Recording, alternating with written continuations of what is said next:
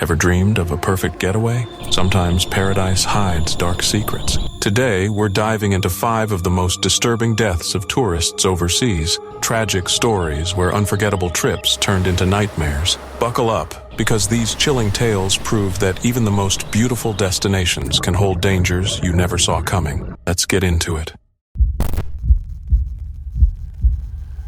The day had begun full of promise, excitement, and the anticipation of adventure. What was meant to be an exhilarating surfing session on Western Australia's south coast turned into a heartbreaking tragedy that left everyone who witnessed it deeply shaken. For those watching helplessly, especially Stephen Payne's partner, the horror of what unfolded was something they would never forget. Stephen Payne was a 37-year-old New Zealander who had found a deep love for surfing during his university years in Dunedin, New Zealand. Even after moving to Geelong, Victoria, surfing remained a core part of his life. Beyond the waves, Stephen was a respected sales and marketing director, a committed volunteer firefighter, and an adventurous spirit who thrived on travel and outdoor activities. Those closest to Stephen described him as a gentle giant, tall and strong, but incredibly kind and laid back. His loyalty to his family, friends, and beloved dog Poppy was unwavering. Alongside his partner of 12 years, Stephen had embarked on a 6-month caravan trip across Australia,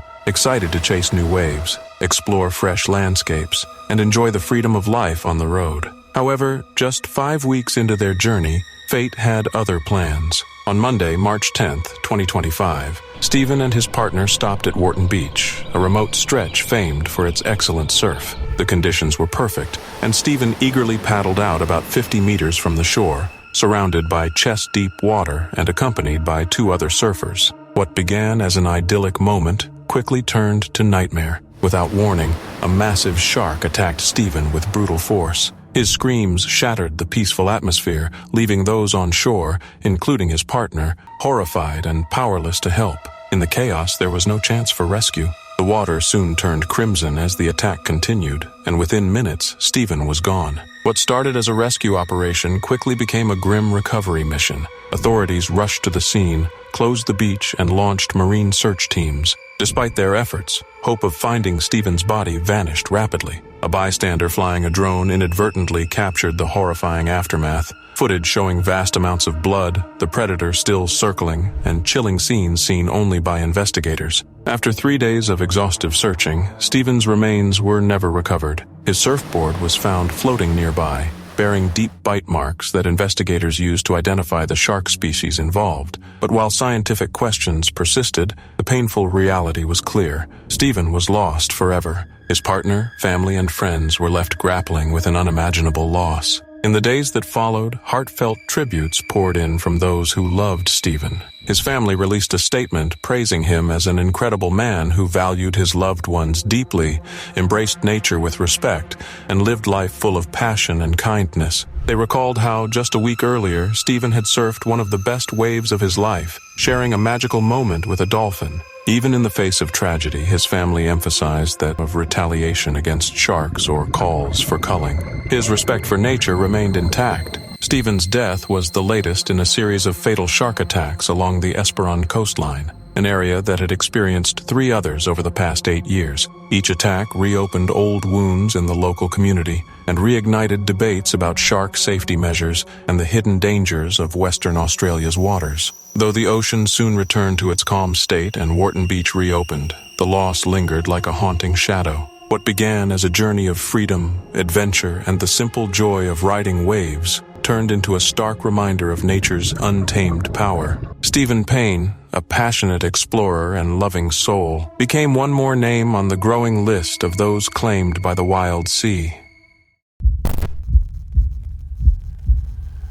What was meant to be one of the most joyful times in Sarah Cusac's life, pregnancy and the countdown to her wedding, was suddenly and tragically cut short. A senseless act of violence turned her future into a nightmare, leaving behind grief, shock, and countless unanswered questions. In February 2009, 36-year-old Sarah Cusack from Savannah, Georgia, was eagerly anticipating the birth of her first child. She had spent years working as a chef aboard luxury yachts captained by her fiancé, Cheshire McIntosh. The two shared a deep bond, strengthened by their shared love of the ocean and a life at sea. Their wedding was scheduled for March, and they planned to continue sailing through the Caribbean after the baby's birth in May. Their love story had begun years earlier in Fiji, where Sarah was vacationing and Cheshire was employed at a sailing resort. Their connection was instant, and over time it blossomed into a serious relationship. By early 2009, they had anchored in Puerto Rico, preparing to set sail for the British Virgin Islands. On the morning of February 4th, Sarah went for a jog near the Saba Marina in Puerto Rico.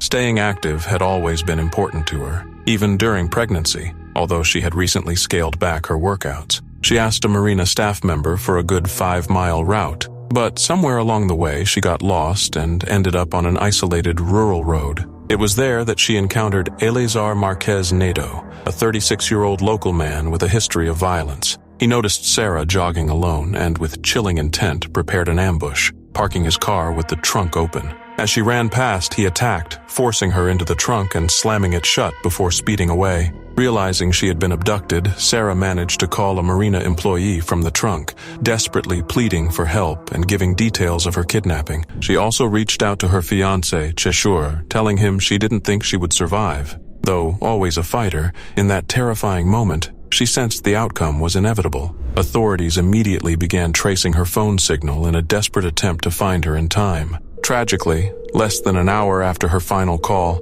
Sarah's body was discovered in a field. Her throat had been slashed, and her life, along with the life of her unborn son, was cruelly taken. Soon after, police apprehended Marquez in his car, which was splattered with blood. Sarah's phone, along with rope and strands of hair, were found inside. Though he initially offered a bizarre excuse, claiming the blood came from an injured horse, he later confessed to the crime. The murder sent shockwaves through the community and devastated everyone who knew Sarah. The case took an even darker turn when investigators learned that Marquez's mother had been convicted in 1992 for murdering 2 children in a similarly brutal manner. Marquez himself had been tried for homicide in 1995, but was acquitted. The revelations led to public outcry over how someone with such a violent background was free to commit yet another atrocity. During court proceedings, Marquez remained emotionless. Prosecutors pursued the maximum penalty, refusing any plea deals. In May, he pleaded guilty to all charges and was sentenced to 105 years in prison. Still, for Sarah's loved ones, no sentence could erase the pain of their loss. Cheshire, overwhelmed by grief, requested privacy to mourn. Back in Savannah, their home stood ready for a child who would never arrive. Though Sarah's life ended in terror, her memory endures. As a woman who loved deeply, lived fully, and fought bravely until the end. Uranus Vanegas Peña was on what should have been a relaxing, joyful family vacation in the tranquil waters of Hannes Cay, a scenic spot just off the Colombian island of San Andres. The Caribbean sun sparkled on the gentle waves as she swam, blissfully unaware that a peaceful day in the ocean was about to turn into an unthinkable tragedy. Just 24 years old, Uranus was a college student from Cajica, a city in central Colombia. Known for her intelligence, warmth, and adventurous nature, she had a bright future ahead of her. This trip to San Andres was meant to be a short break from her studies, a chance to spend quality time with her family and recharge in one of the country's most beloved coastal destinations. On the afternoon of September 8, 2023, Uranus and her family were enjoying the shallow, crystal-clear waters of Hannes Cay. The beach was popular among tourists for its natural beauty and calm environment, making it a favorite for swimmers. As she floated through the water, she had no reason to suspect that danger was fast approaching. Suddenly, a small motorboat sped into the area. Its captain, unaware that swimmers were in his path, didn't see Uranus in time. In a split second, the boat struck her. The sharp propeller blades tore through her body, severing her arm and leg. The water turned red around her as she struggled, and panic spread among the nearby swimmers. Some screamed, others froze in place, overwhelmed by the horror of what they had just witnessed. The boat's captain, realizing the gravity of what had happened, stopped immediately and rushed to pull Uranus from the water. He transported her as quickly as possible to Clarence Lind Newball Memorial Hospital, the island's main medical center, but the injuries were far too severe. She had lost too much blood, and by the time they arrived at the hospital, it was already too late. Uranus had died from her wounds. The accident sent shockwaves across the island and the country. The loss of such a vibrant young life, on a vacation meant for joy and connection, was heartbreaking. The boat operator voluntarily turned himself in, cooperating fully with authorities as an investigation was launched into the incident. In the wake of the tragedy, the governor of San Andres, Ever Hawkins, publicly expressed his condolences and emphasized the need for immediate reforms. He acknowledged that while the island thrives on tourism, safety measures had not kept pace with the growing number of visitors. He proposed new restrictions on boating in designated swimming zones and called on lawmakers to act swiftly to protect both locals and tourists from similar accidents in the future. This was not the first such tragedy on the island, and for many, it highlighted a systemic failure to enforce marine safety protocols. Uranus's death became a painful reminder of the urgent need for change. As her family prepared for her funeral, they were left to mourn a daughter and sister whose life was full of promise. What began as a joyful vacation ended in heartbreak, leaving behind grief, calls for accountability, and a haunting lesson about the cost of neglecting basic safety.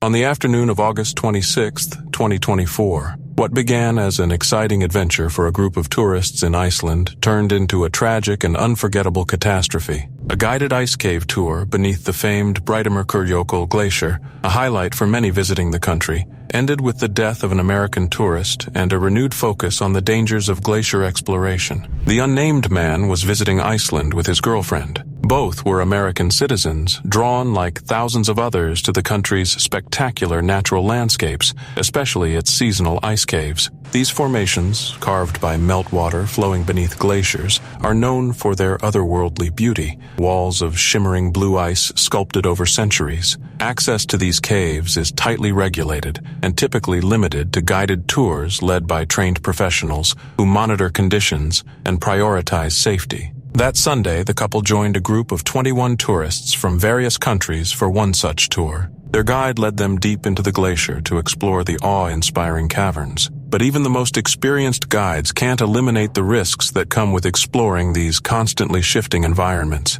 At approximately 3 p.m. local time, as the group gathered in a ravine between cave sections, a section of ice suddenly collapsed without warning. Massive chunks of ice fell from the walls, crashing down onto the group below. Panic erupted. Screams echoed through the cave as tourists scrambled to escape. In the chaos, several people were buried, including the American couple. Tour guides immediately called for emergency assistance, triggering a large-scale rescue operation that mobilized over 200 responders. The site's remoteness and treacherous terrain posed serious challenges. Rescue teams couldn't bring in heavy equipment and were forced to dig by hand using chainsaws and shovels. With the risk of further collapses looming, time was critical. After hours of relentless work, the teams found the American couple. The man had sustained fatal injuries and was pronounced dead at the scene. His girlfriend, though injured, was alive and was airlifted to a hospital in Reykjavik. Her current condition has not been publicly disclosed. Initial confusion arose over whether 2 additional tourists were missing. But upon reviewing the tour company's manifest, officials confirmed only 23 people had participated, not 25 as originally believed. Despite this, rescuers continued to clear all remaining ice to ensure no one else was trapped. The incident sparked immediate questions about the safety protocols governing glacier tours. The Association of Icelandic Mountain Guides called for an in-depth investigation and potential regulatory changes. Although tours are typically run by experts, glacial environments are inherently unpredictable. Authorities emphasized that there were no visible warning signs of instability at the time of the collapse. The tragedy also highlights a growing concern among scientists. As climate change accelerates glacial melting, the structural integrity of ice caves is becoming more volatile. This reality could make such collapses more frequent and harder to predict. The U.S. State Department confirmed the man's death and extended condolences to his family, offering consular support to his injured partner. Icelandic officials are now preparing a report to assess what went wrong and how future accidents might be prevented. What began as a day of awe and exploration ended in heartbreak, a powerful reminder of nature's unpredictable and sometimes deadly force. In 2024, Elizabeth McElmurray set out on what was meant to be a meaningful and emotional journey with her mother, a trip not just for leisure, but for remembrance. What started as a hopeful voyage soon turned tragic, leaving her family and fellow passengers stunned and heartbroken. Elizabeth, 48, was a beloved resident of Wakefield, Massachusetts, where she worked as a manager at Circle K. Known for her deep compassion, Elizabeth's love extended not only to her family and friends, but also to animals. Born in Nashua, New Hampshire, she carried a gentle spirit and was known for her nurturing nature. Those close to her spoke of her warmth, empathy, and the way she could find beauty even in life's most challenging moments. On December 15, 2024, Elizabeth and her mother boarded the Sky Princess, a cruise ship departing from Fort Lauderdale, Florida, for an 8-day Caribbean voyage. This trip held profound significance for the two women. They were journeying to Jamaica to scatter the ashes of Elizabeth's late stepfather on a beach he had loved. It was meant to be a farewell filled with peace and closure, a way for mother and daughter to honor a man they both cherished. For nearly a week, the trip unfolded as planned. The Sky Princess glided through sparkling Caribbean waters, stopping at picturesque destinations like Cozumel, Ocho Rios, and Georgetown. Elizabeth shared a joyful photo of herself and her mother on their first day aboard, capturing a fleeting moment of excitement and calm before tragedy struck. On December 21st, just one day before the ship's scheduled return to Florida, a devastating event occurred. According to witness accounts and official reports, Elizabeth attempted to go overboard from one of the upper decks, but rather than clearing the ship's structure, she fell roughly 10 stories and landed on a lower lifeboat deck. The fall was witnessed by several nearby passengers who described the moment as horrifying. One person recalled seeing another passenger briefly grasp Elizabeth's arm before losing grip. In the aftermath, ship crew and emergency responders rushed to the scene, administering life-saving efforts. Despite their swift response, Elizabeth succumbed to her injuries. Her death was later confirmed in an announcement over the ship's intercom, leaving the vessel in collective shock and mourning. The Sky Princess's captain addressed the tragedy solemnly, acknowledging the trauma the event had caused. Grief counselors were made available to support affected passengers. Authorities launched an investigation into the circumstances of Elizabeth's fall. Though Princess Cruises confirmed she had attempted to go overboard, they offered few specifics, citing an ongoing inquiry. Elizabeth's mother, crushed by grief, later thanked the crew for their kindness during the ordeal. Her younger siblings paid tribute as well, remembering her as a kind soul with a deep love for both people and animals. Her sister shared a message urging others to cherish life, to speak love often, and to hold close those who matter most. Elizabeth's death was one of several man-overboard incidents reported in 2024, but for those who knew her, it wasn't just another statistic. It was the unbearable loss of a deeply loved daughter, sister, and friend. Her final moments remain surrounded by questions, but her memory lives on in the hearts of those she left behind.